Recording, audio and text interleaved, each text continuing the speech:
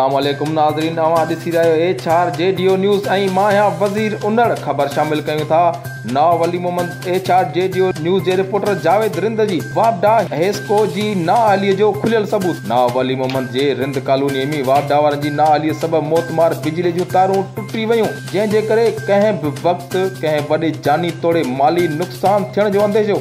जॾहिं त वापडा अमलो मुकमल लातालुक बणियल रिंद कॉलोनी जे रहवासियुनि हेस्को आला इख़्तियारनि खां उहो मुतालबो कयो आहे त बिजली जूं किरल तारूं मथे करे कॉलोनी वासियुनि खे तहफ़ुज़ फराहम कयो वञे। वधीक ख़बरुनि अपडेट लाइ ॾिसंदा रहो HR JDO न्यूज़।